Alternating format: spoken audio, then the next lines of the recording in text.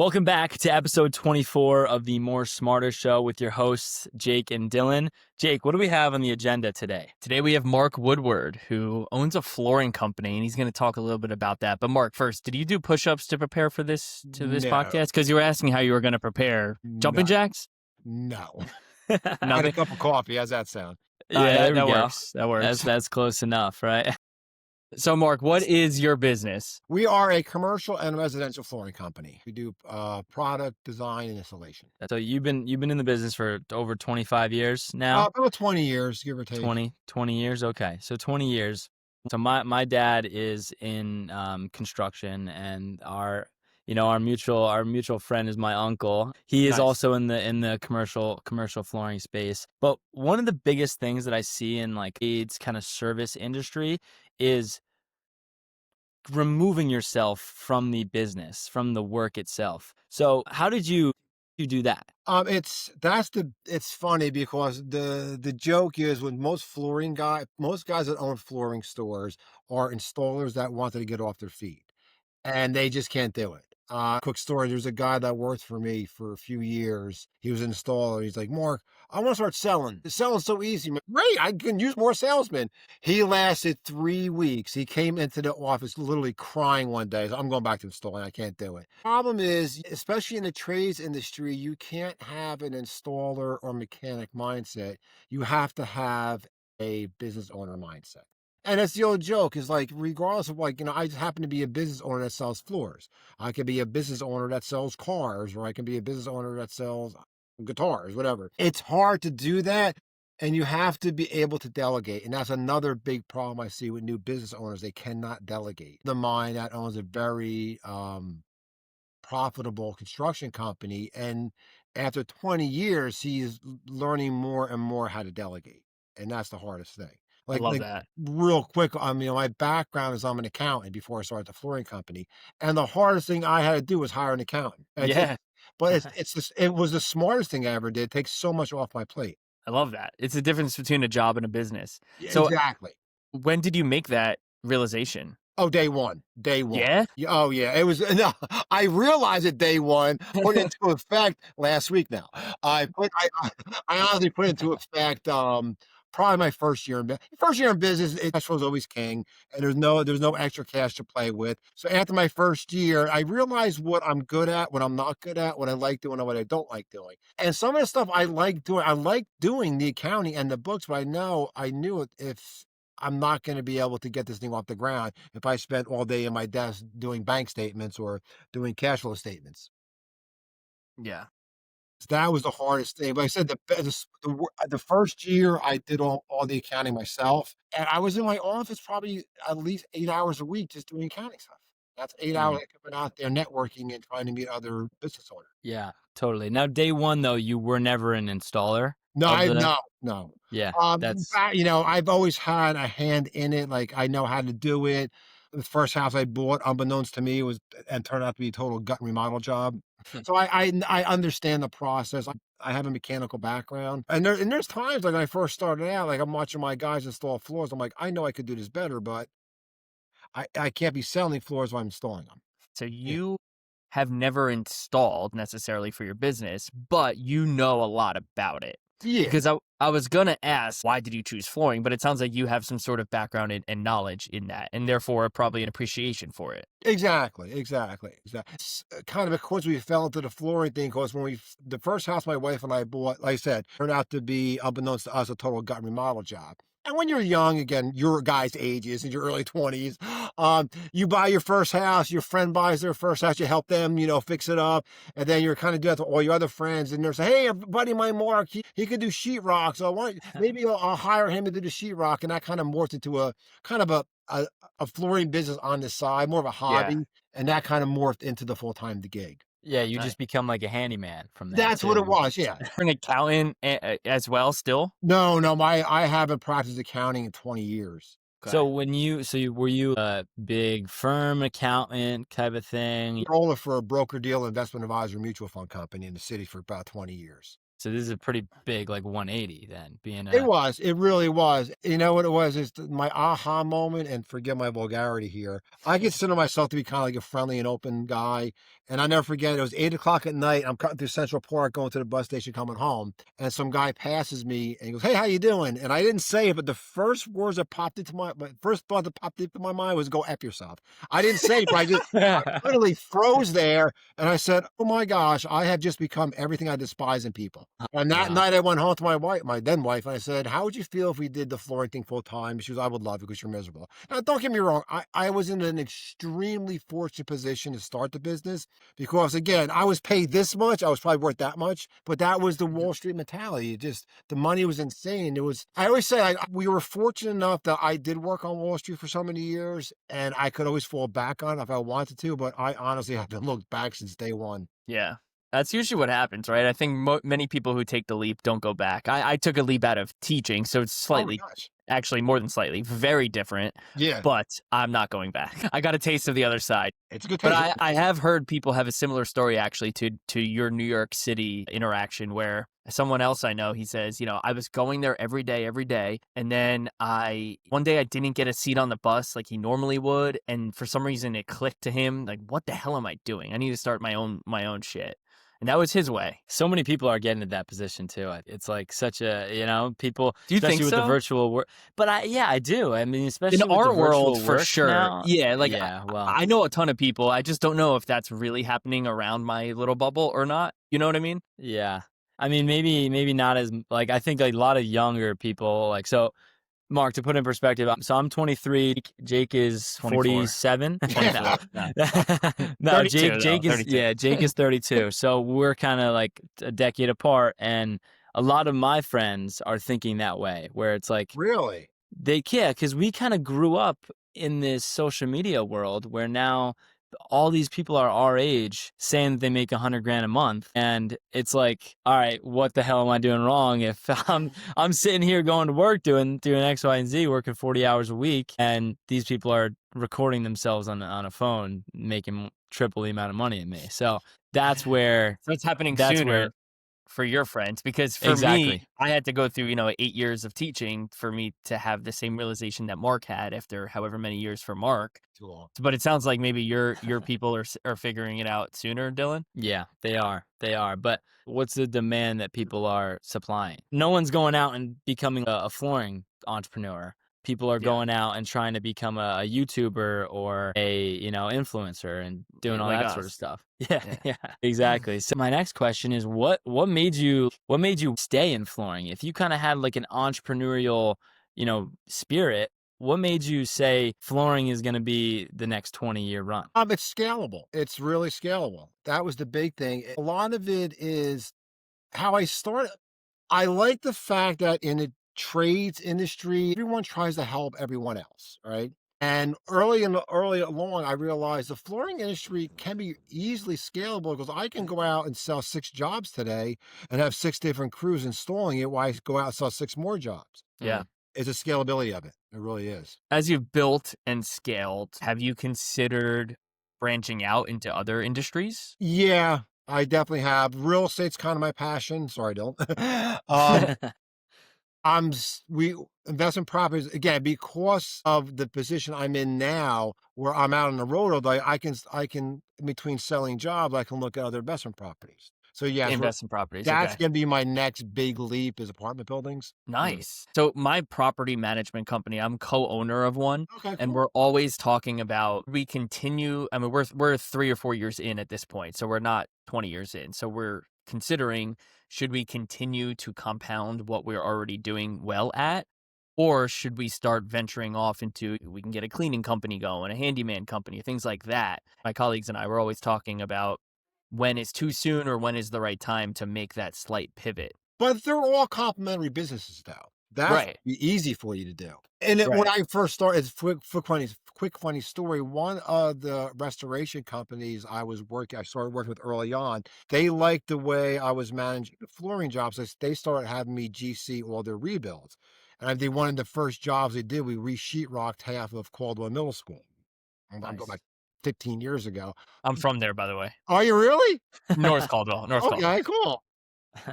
They had a flood there. We ended up, but again, that's just me subbing out work. So it wasn't Mm, really a different position. true. I'd rather be a master of one trade in that field. Mm. I mean, that's something that Jake always goes back with the We always, jack of all trades is a master of none. It's like Yeah, I trying to mean, please everyone and pleasing nobody. yeah, yeah, exactly. I mean, so with that, I mean, we're both in real estate. So I'm a realtor. Jake's also a realtor. In real estate, the more business you do, the more work that you have to do, and it's harder to outsource in real estate because you're your own personal brand, kind of. So the scaling thing really that's deep because it's hard to scale something like this that you're the main face of. But what you just said there was perfect where it's more of being the manager of jobs. So Oh you yeah. can go and GC a drywall job and then you could also go GC a flooring job. So for us, it's the skill of managing a transaction and managing people and relationships and exactly. expectations. I love doing what I do. I joke around. People say, "When are you going to retire?" I'm like, "I'm kind of retired now. I literally drive around all day, meet great people, and put floors in the house. I really feel like I don't even feel like I work.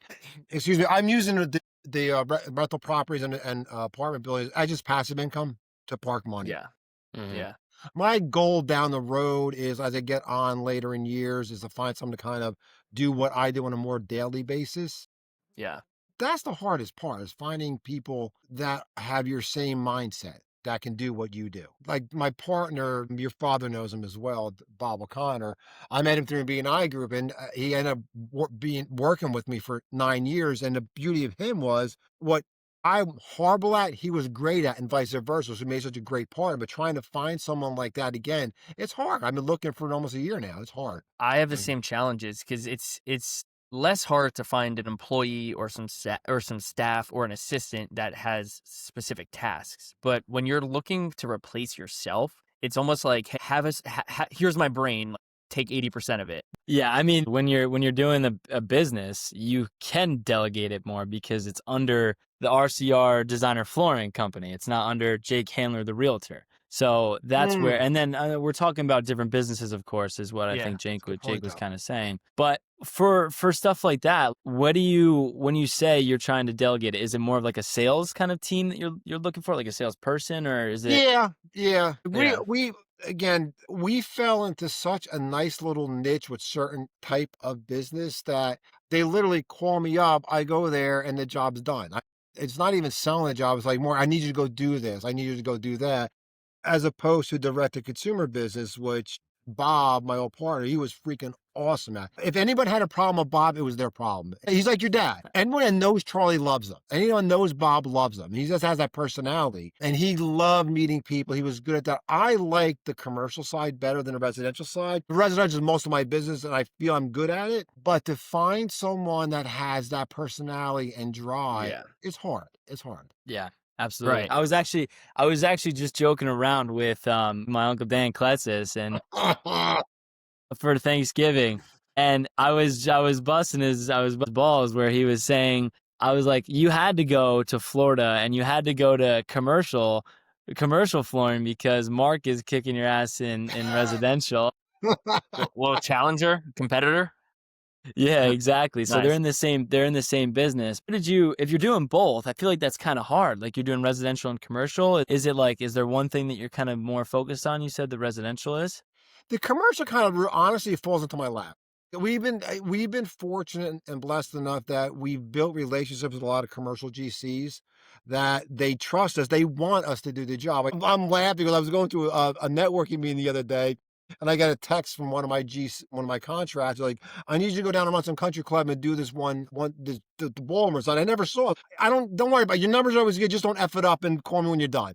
It's that kind of relationship I built over the years. I'm so blessed and proud to have done. So I had to focus more on the residential side because every customer's new. Every customer's new, other than repeat and referral customers. So you just have developed that over time through networking, through referrals, It's networking has built my business. Without networking, I wouldn't be in business today. and what other than time in the market, right? That's what they say. Other than that, what tips do you have for networking? Be there. The one example I can always you guys are familiar with BNI, right?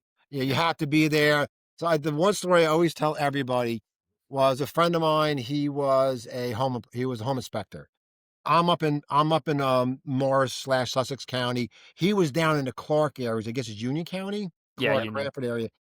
And he called me, "Can you sub for me Wednesday?" I'm like, "Yeah, sure, no problem." So last minute something came up. I called another friend of mine. "Can you go sub for Keith?" Like, I can't do it. So heck with it. I'll go down there. I'll do it. Go to his B&I meeting. I mentioned I want to meet restoration companies. There was a guy who was also a sub for somebody else. Says, "Talk to me after the meeting." My best friend owns a restoration company. That one meeting turned into almost a $1 million a year account for the last 8 years. Wow. Just by Wow. being there. And I wasn't even going to go to that one meeting. So can you imagine how many opportunities we've all missed by not going Yeah. somewhere?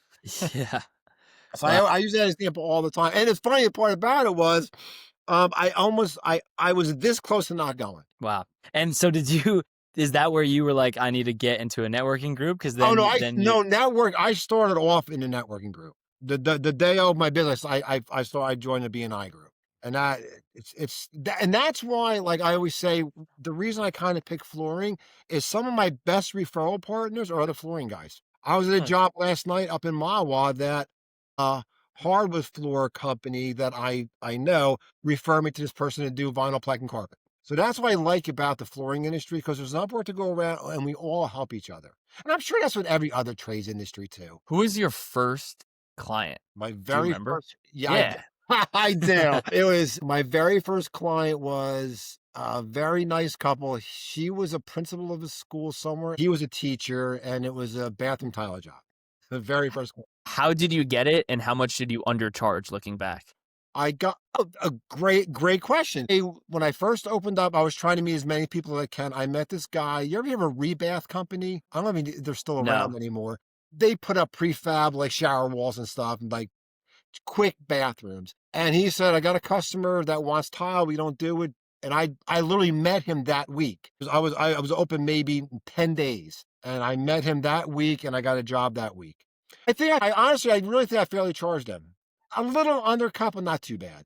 You kind of want to get your foot in the door, your name out there at that Exactly. It's 20 a years ago. rookie thing. Yeah, of course. I think we've all been there for that. Working more yeah. harder for sure. Oh yeah. Yeah, exactly. So at that, I mean, staying in that, did you, at that time where you were, what was like the day kind of like when you were working? Are you just continuously networking and you're Yeah. trying to It was get as cold. many jobs and It was a lot of cold calling. It was a lot of just knocking on doors. But the one thing I don't really do that anymore, and I probably should. The one thing I caught on real early is if I went out, say for example, I picked Wednesday, we're going to go up and down Route 23 and we're going to, we're going to focus on real estate agents, right? Or whatever. If I went with somebody else, my success rate was much higher than if I went alone. So I remember there was a guy that I met him in the networking group. He did audiovisual. I'm going back 20 years ago. The one day I went out with him, our close rate, success rate was so much higher than when him and I went out on our own. Hmm. That's I don't even interesting. know if you could do that anymore. Just go out and knock on somebody's door. Well, yeah, it's you'll get the not. ring camera. You're just talking to the camera and say, Yeah. "Hey, I Yeah. do flooring." I know I'm Yeah. dating myself. So what does the day look like for you today? What'd you do today? Today I had a meeting. I had a networking meeting in the morning. I had a one-to-one meeting with someone in my BNI group. My old partner came in. We went over a couple of jobs. Hey, that guy Bob was telling you about, my old partner, he still does stuff on the side for me because again, people love him.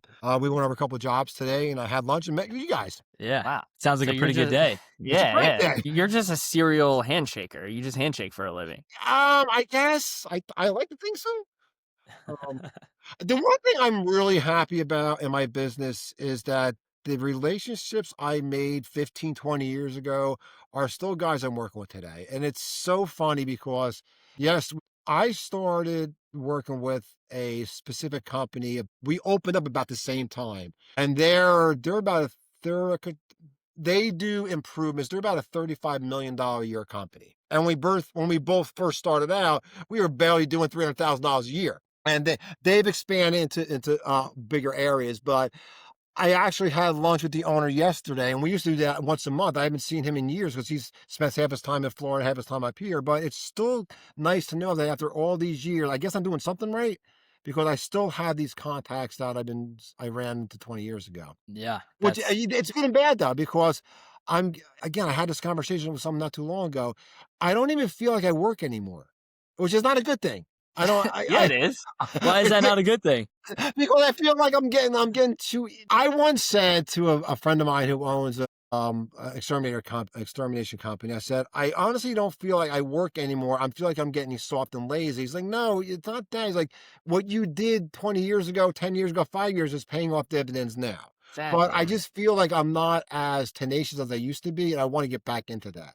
And honestly, that's where I feel the networking groups come in because it keeps you in that marketing mindset. It keeps you abreast of your business and how to communicate your business to other people. What's the internal desire though to get back into it if it's working? To keep growing, because one day I want to be able to hand this off to somebody to do what I do. Totally. Now, Do when you you say keep growing, do you have like a end in sight? Do you think from the back forward? What do you mean? I'm not sure. Keep growing to what revenue? Do you think about those numbers, or you just Oh, yeah, yeah. I'm not aggressive because I don't want to pat myself on the back, but we are a very fortunate company. We're doing very well, and I'm blessed by the guys that work for me, that do my installs and network for me. My goal is to literally be a hands-off owner. And okay?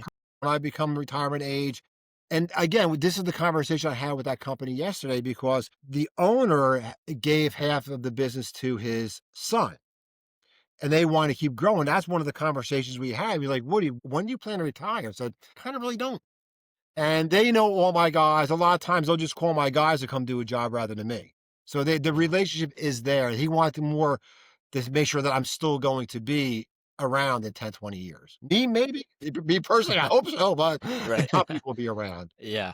I mean, with that though, is part of you kind of don't want to retire though, right? You don't want to just after I'm gonna being such a busy. Man, I'm gonna have a hard time with that. I was thinking about that recently. I'm gonna have a hard time with that. That's why I'm kind of looking at more of a passive income type business once I do retire. Have the flooring company still running. Someone will be running the flooring company, do the day-to-day activities. I always oversee it, but have more like a passive income job. Like we have a couple investment properties now, something larger scale, like maybe a 15, 20 unit, 30 unit building. That will keep me busy. Yeah.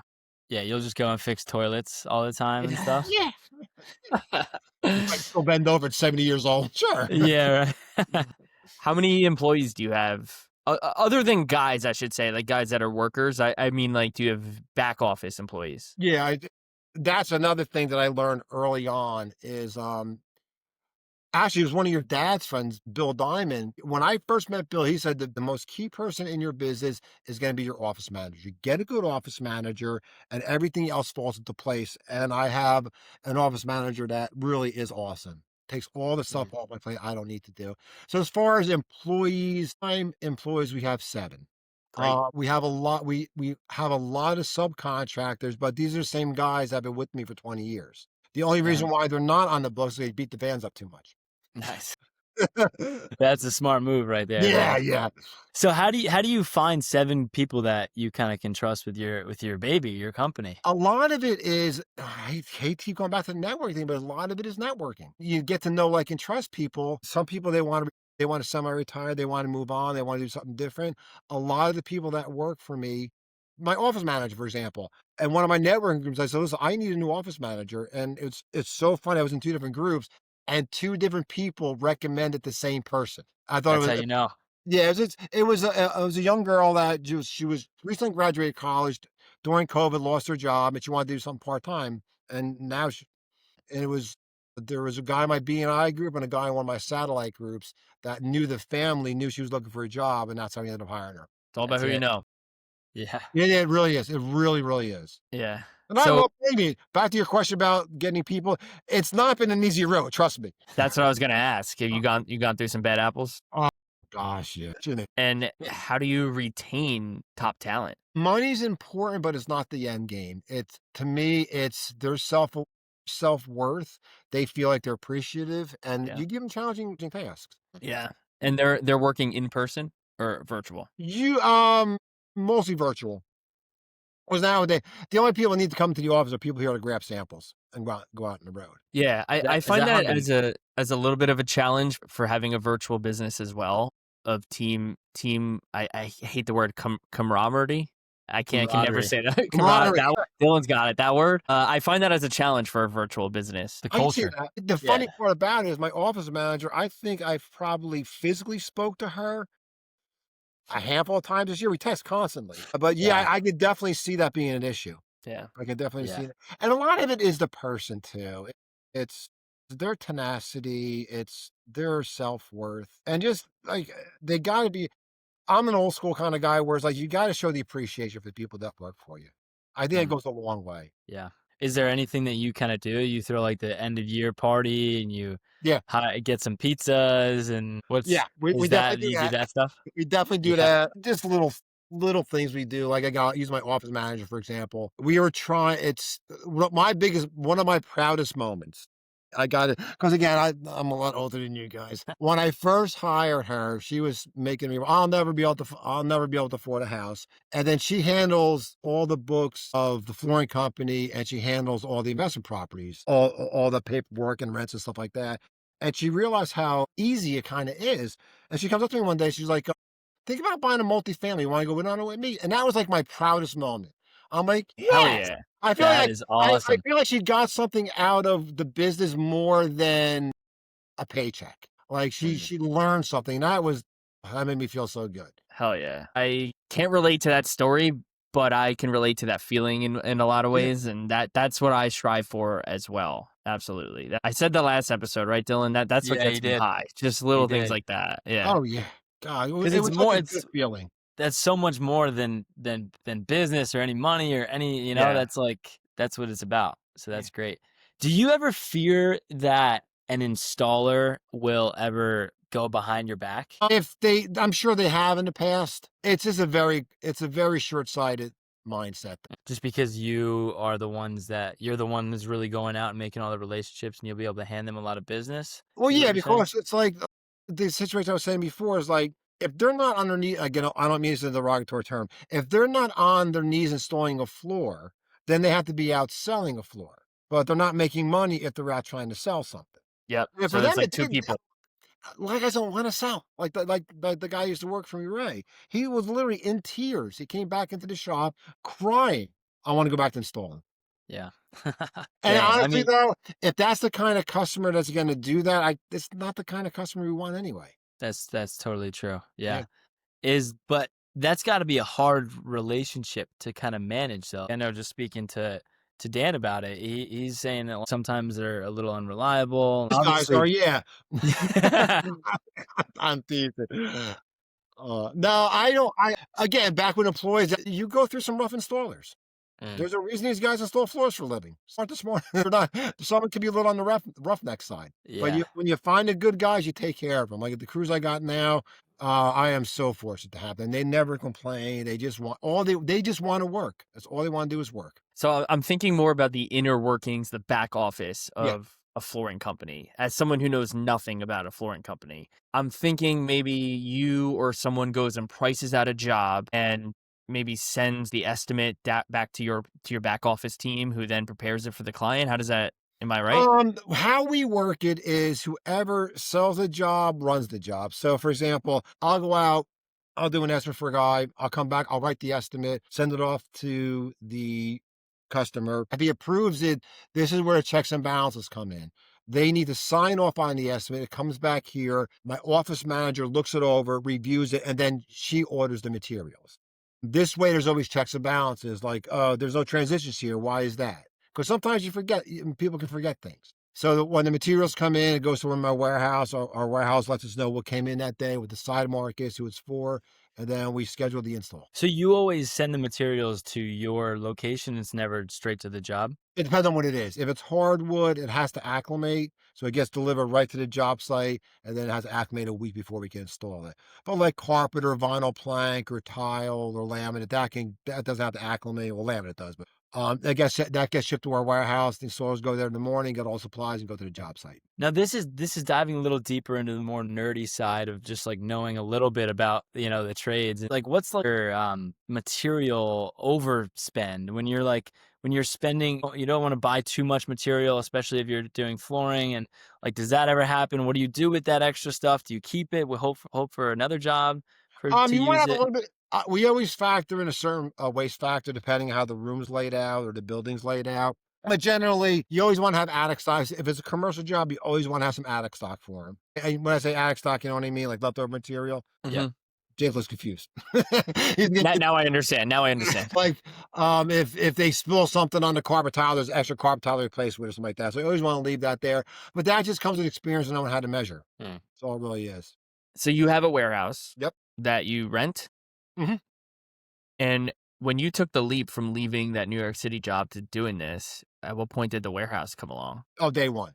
When Day I my one. f The first shop I had was in Rockaway, and I rented the building, and there was a garage we used as the warehouse. But as we grew, we definitely outgrew that place. Then, again, why networking is so important. There was another guy in Rockaway had a flooring store. He calls me up a day, he's like, "Mark, why don't we just combine forces? We'll just get one big flooring store, have a big warehouse." That happened, and then I ended up buying the building I'm in now, and now that's why I had to rent it because the building I'm in now, it's a 4-unit building. We bought this 8 years ago? Yeah, 8 years ago.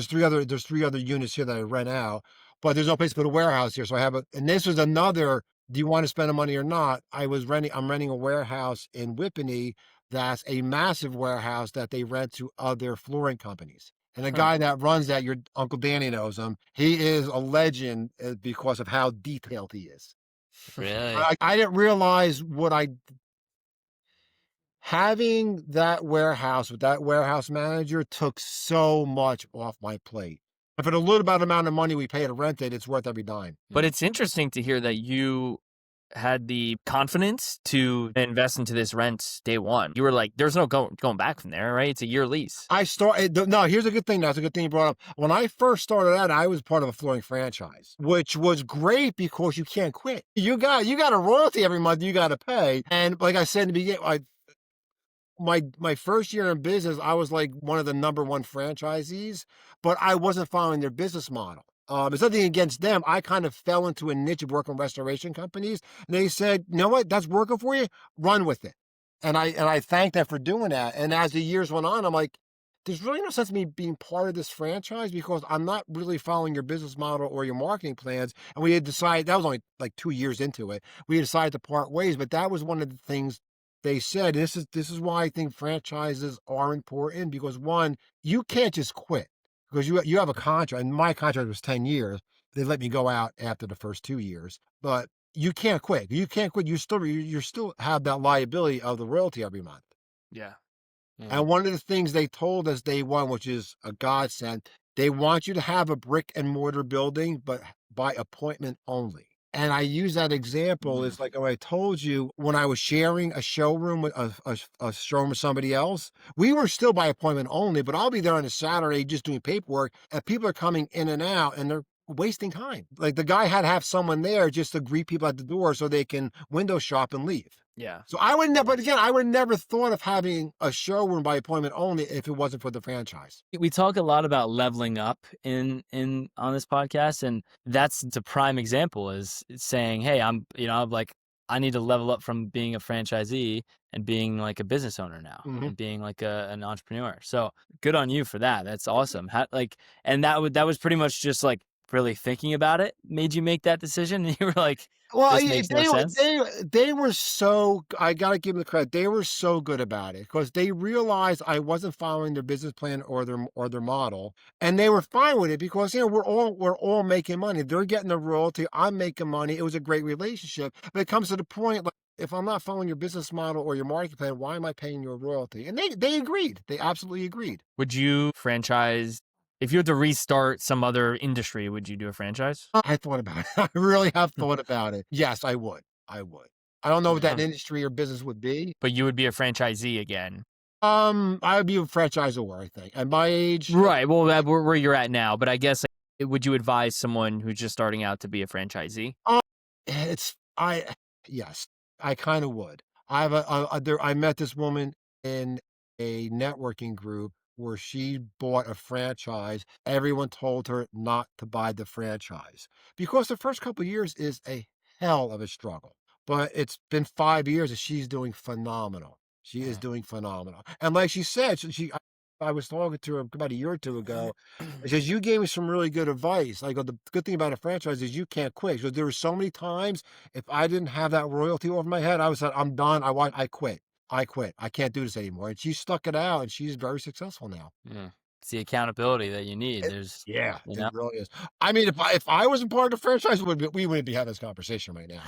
I'd It's be kind of being having like account. it's working more harder to start into working more smarter. You got to start with the more harder sometimes. Oh, yeah, and there was a lot of sleepless nights, man. There's a lot of sleepless nights in the beginning. Did you ever, during that time, did you ever fantasize like, I can't wait to be in the position that you are now? I never thought I would be. Honestly, the first 2 years, I'm like, "What the heck did I get myself into?" But I said my franchisee was so good about it and so understanding, and that to make the transition from the franchise to on my own, it was pretty much seamless. It really was. Mm. But yeah, I never thought I'd be in the position I'm in now. And again, I hate to go back to this, but a lot of it is directly related to the people I met over the years, mostly networking. I So did this speak. thing, it's funny. One year in BNI, and your father was part of this. I did this whole drawn out thing where it's like, here's Charlie Onorevole, who I met through BNI, who introduced to his brother-in-law Dan, and then Dan introduced me to these three people, and then it grew and grew and grew and grew. And Love every that. year during Visitors Day at BNI, I had to go do that again. But like there's so many people I met through networking that has drastically changed my life. It's Yeah. like the So you know Bill how to sell on a Parcells. Reveille. No It's one like has the to Bill. call your name. Well, Dan, Yeah. Danny's no better. No, no better at all. Sorry. It's like the Bill Parcells coaching tree, right? It goes to Belichick, to all those other guys he had, Mangini, etc. Yeah, Yeah, it was funny. I started out with one person. At the end of the presentation, there's over 100 people down at the bottom that I have met yeah. all this way up to the ladder for And it's both like, business and personal. it's easy to just say networking to people is the best business advice, but clearly you're just a super personable, like awesome person that's easy to talk to. Thanks. It's a And skill. It's a oh, it's skill. totally It's a Yeah, not skill. really. Like, yeah. think don't think that I don't think you would attribute networking to being as successful as you are if you weren't the person who you are. If Uh, you weren't as like outgoing and, easy to talk to, I don't think it would have been as much of a success for you. I'm super shy, believe it or not. And but I am probably one of the most shyest people you're ever going to meet. But because of, I hate to keep going back to it, but all these networkings I've been over the last 20 years, it forces you to get up in front of people and talk, and you become more and more comfortable with that. I never forget the time where like I was in BNI and they wanted me to be president. I'm talking to my buddy Mark. I can't freaking do this. I could barely put a sentence together without cursing or mumbling. And I thought, you're fine, you're fine. And that one year, I went from like here to here, being able to talk to people. I do a lot of networking myself, but what I've caught myself doing is less of quantity handshaking like I used to and more quality. I'd rather speak with Absolutely. one or two people for an hour than shake 20 hands. Yep. Why this podcast is so awesome. We're Yeah. talking, we're diving deep with people like you that really Yeah. know what they're doing in business. So it's just, is there anything that we kind of like missed out on that is really, it feels like you have so many different levels to you that I don't want to miss anything. No, I hate to keep doing it, but like everything I attribute my business to and my real estate business is network. It's the people that you meet that can drastically change your life. Like I'll give you a real quick example. I got divorced about 15 years ago. And when my daughter was getting ready to go to college, I was talking to one of the guys in my networking groups. This is before I wasn't really drawn because my company said I'm a C corporation, so I draw a salary. And again, you want to keep the salary low, you don't want to pay a lot of taxes. And he's like, I was asking him about investment properties, and he's like, well, why don't you, since you own your home, buy your first investment property with a home equity line of credit, have it for a year, and then show that it cash flows, and you get another commercial loan on it. Like, that's great. And I bring that up because I look at how I put my daughter through college. It's like, rather than, I'll make numbers up, setting aside $100,000 to put it through college, I took the 100 grand on my first investment property, that cash flow every month. I use that cash flow to put it through college. And this place has doubled in price in 5 years. And if it wasn't for having that in-depth conversation with one of the guys in my networking group, I probably would never have done it. And that one property turned into 4 properties down the road. That's the More Smarter Show, baby. You're speaking our language right now. Yeah. That's our thesis statement. Good. That's great. So before we end, how did you get into real estate? Were you just it was that one guy that told you, "Hey, I've always buy a wanted property"? to. I've always wanted to do it. Good point. I always wanted to do it. My ex-wife was always against it. And she felt like, "I don't wanna be fixing toilets my whole life, blah, blah, blah." And then a lot of the because I'm on the road, so well, back not as much now, but back then I was on the road all day long. Rather than listening to music, I would listen to Robert Kiyosaki, all these brilliant minds I was learning from, and so that's how I got into it. Rather Mhm. than, taking money out of whatever savings I had to put my daughter through college, we bought investment property with it, and then we realized how freaking easy. I think they're simple. You get the right people, they take on a life of their own, and that one turned into four, and Yep. hopefully the four Yeah. will turn into eight. Well, rather than listening to Robert Kiyosaki tell you the market's going to crash for the next 7 years, you can listen to the More Smarter show going forward on your long drives. Nice. Exactly. Well, sweet. Actually, one last thing. I know I keep like teasing with the end of this, but the have you said you're buying multiple properties. Have you bought anything in like in the recent years? Obviously, like the New Jersey real estate market's pretty tough right now, considering that I'm looking at a state right now, actually. oh, you are. Yeah, I'm looking at the state right now. The last one I bought was 3 years ago? I think it was 3 Wow. years ago. Yeah. Yeah, because That's there's nothing cash flows. I can't find anything that cash flows. Jake and I are both also looking for similar stuff, so it's tough to see. And we try and stay away from conversations of real estate on this podcast as much as Yeah. we can when we have a guest that is that owns a flooring company.